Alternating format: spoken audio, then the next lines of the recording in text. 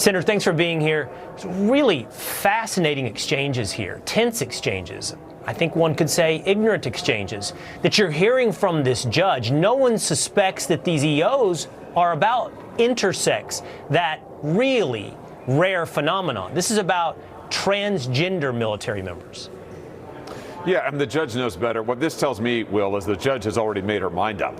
But she already knows how she's going to rule here. She's just itching for some reason to strike it down. And I can just tell you from a legal perspective, having looked at the things she was saying in open court, she's getting the law wrong. She talks about how the law affords special protections for transgender folks. That is just not true. They are not a special class of persons in our law. And by the way, it is time to end this gender insanity. There are only two genders. Let's just tell the truth. There are only two. And President Trump saying we're going to restore sanity to the military, to women's sports. We're going to start protecting women in locker rooms again from biological men. That is music to the ears of every reasonable American. I want to share one more passage from this judge, Senator, because I think it just highlights the insanity here. The judge said, the idea that anyone is affected by using someone's pronouns is frankly ridiculous. Find me a declarant, anyone who's a commissioned officer, to get on the stand and say that. I'll buy you a box of cigars. If you can find someone who will tell me we're less prepared because we have to use pronouns for a few thousand people, have at it. We can make a bet. I don't know about you, Senator. I'd take that bet. I think I could book 6 commissioned or non-commissioned officers right now on this program to say having to worry about someone's pronouns gets in the way of combat readiness. Yeah, I thought the point of the military was war fighting, not to be worried about pronouns, not to make everybody feel good. And by the way, it really is a threat to readiness when you have biological men sleeping in women's barracks. And that's not just a hypothetical. That is happening. That has happened in my home state of Missouri. We've had whistleblowers come forward to us that at Army installations in Missouri, because of Biden's DOD regulations, biological men are in the women's barracks. This is insane. This is why what President Trump is doing, getting this social experimentation out of our military and getting our military back to war fighting, it is long overdue and people are applauding it. Senator, I want to ask you, and I hope you'll accept this question. I should have asked it of Senate Majority Leader John Thune a little bit earlier, but we have 2 different news stories going on at the same time that come together. One is the Russia-Ukraine potential peace deal with the tensions between Zelensky and Trump.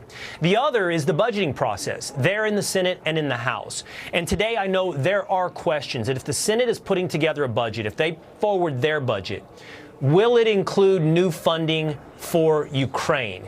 There are some suggestions it would fund Ukraine for 2030. Is that something that you would get behind, that Senate Republicans will all get behind?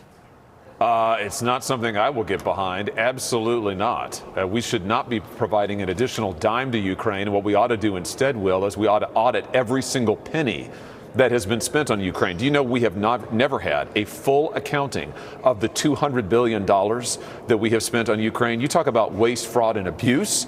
We have no idea where most of that money has gone. And no, we should not be tying the president's hands while he is in the middle of peace negotiations by funding the Ukrainian government. I think that is totally irresponsible.